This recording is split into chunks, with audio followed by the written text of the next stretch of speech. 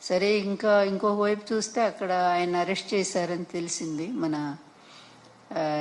అల్లు అర్జున్ గారిని. పాపం నిజంగా నాకు బాధ వేస్తుంది. ఎందుకంటే ఎన్ని కుట్ర రాజకీయాలండి, ప్రతి చోట ఈయన చేతులు ఉంటాయి, అందులో సందేహం ఏమీ లేదు.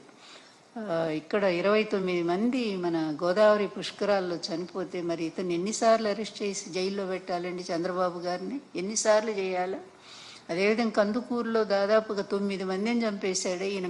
ఇరుకు సందులో మీటింగ్ పెట్టి, ఇరుకు సందు, అందులో పాపం తొక్కిసలాట జరిగినట్టు, తన కోసం జనం విపరీతంగా వచ్చినట్టు చేయటం కోసం, మీడియా కోసం అక్కడ అట్లాగే చేసి 9 మందిని చంపాడు. చీరల పంపిణీలో 3 ఆడవాళ్ళు ప్రాణాలు కోల్పోయారే.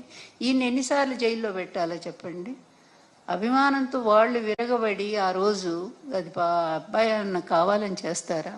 తన సినిమా చూసుకోవాలని, ఎలా ఉందో ప్రజాస్పందన తెలుసుకోవడానికి ఆయన వెళ్ళాడు.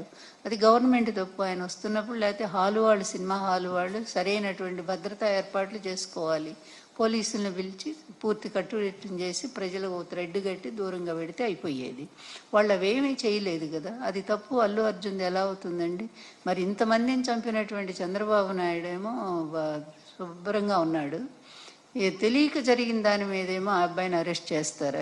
ఎంత దుర్మార్గం! ఇట్లాగే ఉంటాయి. చంద్రబాబు అక్కడ ఆయన శిష్యుడు ఇద్దరే కదా, మరి ఇద్దరు 2 రాక్షస పాలనే చేస్తూ ఉన్నారు, ఆ రాష్ట్రంలో ఈ రాష్ట్రంలో కూడా. అందువల్ల ఏదైనా దేనికైనా ఒక అంతిమం అనేది ఒకటి ఉంటుంది. తప్పనిసరిగా రైతులకు అన్యాయం చేస్తున్నటువంటి ఈ ప్రభుత్వం తొందరలోనే దాన్ని